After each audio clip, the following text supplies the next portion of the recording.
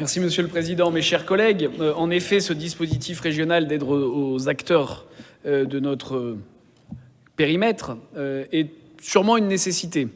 Le principe de l'Union européenne, c'est de complexifier les choses qui devraient apparaître pour tout le monde plutôt simples.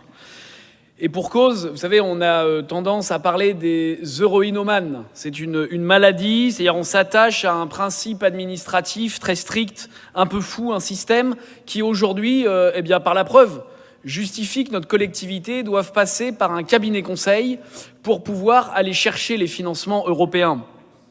Les financements européens, ça n'est pas l'argent de l'Europe, ce sont nos impôts. Je rappelle que pour le prochain budget, la France va être contributrice à hauteur de 26,4 milliards d'euros. On récupère chaque année environ 10 à 15 milliards d'euros, c'est-à-dire que chaque année, la France perd 10 milliards d'euros. Chaque année, le contribuable français, notre pays, est son contributeur net du budget de l'Union européenne. Alors oui, allons chercher des financements européens pour éviter de trop y perdre. Mais permettez-nous de vous faire remarquer tout d'abord que la sélection d'un prestataire, d'un partenaire, d'un cabinet conseil, en fait un peu d'un lobbyiste, et on sait à Bruxelles c'est près de 26 000 lobbyistes, elle vient quand même nous dire qu'en interne, la collectivité régionale et ses services, qui ont beaucoup de compétences, n'auraient pas celle-ci. Nous le déplorons un petit peu parce qu'on préfère toujours s'astreindre à la dynamique de la collectivité régionale plutôt que de confier à un cabinet extérieur et à des lobbyistes ce qu'on peut peut-être savoir nous-mêmes bien faire. Deuxième observation, vous l'avez dit, Monsieur le Président de la Commission, on veut aller vite. Nous, ce que nous craignons, c'est que le cabinet soit déjà connu de vous, soit déjà choisi par vous. Et cette information, elle ne nous est pas venue.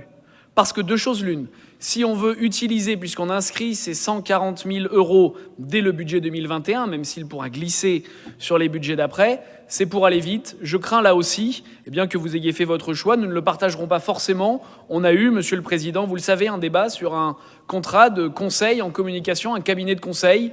C'était celui d'un de vos anciens collègues, avec lequel j'ai échangé d'ailleurs pendant la campagne électorale, parce que je ne veux pas l'accabler de tout.